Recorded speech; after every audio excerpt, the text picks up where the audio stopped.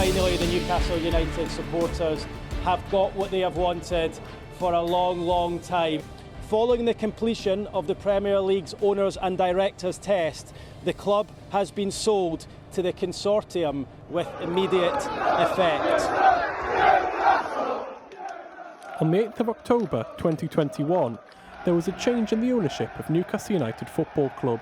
Out went the unpopular businessman Mike Ashley, and in came the potentially transformative funds of a consortium led by the Saudi Arabian government's Public Investment Fund.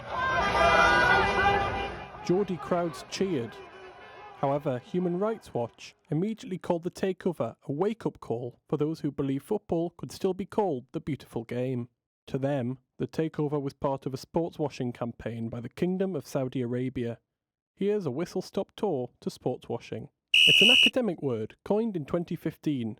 It combines sports with whitewashing and describes when an organised group, such as a government or corporation, uses sport to promote itself and distract from controversies or scandals. It's been applied to the Football World Cups in Russia and Qatar, and even retrospectively to when Nazi Germany hosted the 1936 Olympics.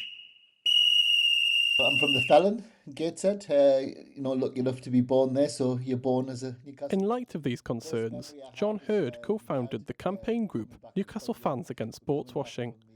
He aims to form a community for supporters who are critical of the ownership. I wasn't happy at all that the Saudi state had taken over the club, not at all. The more we've got into it, the more you see the effect of sportswashing. For example, on local politics, you can see that even though at the beginning the Tyneside councillor said they won't stop us talking about human rights, well, they have stopped talking about human rights. In the past, Newcastle City Council has said it has huge concerns over the human rights record in Saudi Arabia.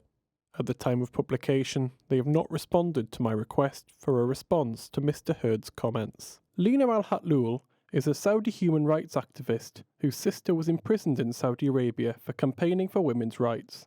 She spoke at a public meeting run by Newcastle Fans Against Sportswashing. It is important to have the voice of fans as allies. Most fans think that their voices don't matter and that it's just so bigger than them. I can promise you that speaking about a political prisoner in Saudi Arabia can lead to them being freed, because Saudi Arabia wants its image to be clean. Treble winners, Manchester City!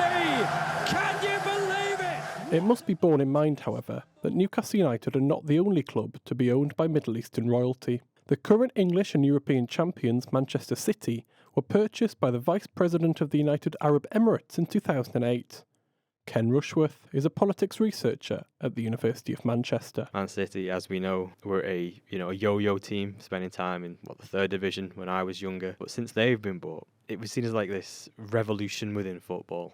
Like, they became the richest club in the world overnight, and everyone's like, "Oh, how's this come about?" And it seemed to ignore the people that had bought them's like human rights abuses. Like, not only there's been oppression of women within the country, there's been support for wars in other countries. Homosexuality is still criminalised. In terms of like democratic participation within the country, the United Arab Emirates scores amongst the worst in the world for democratic freedoms. Champions League place assured. The team that was staring down the barrel of relegation not that long ago. In the 2.5 years since the takeover, Newcastle have gone from a relegation battle to competing in Europe's top competition. But do fans think that the controversy that now surrounds their club is a fair price to pay? We get a lot of backlash for having dirty money or oil money, but as fans, all we ever wanted was good football. I don't really want to become one of those teams in the Prem that just throw money at a problem. They were going to buy a football club anyway, so from a footballing perspective, I'm glad it was Newcastle United.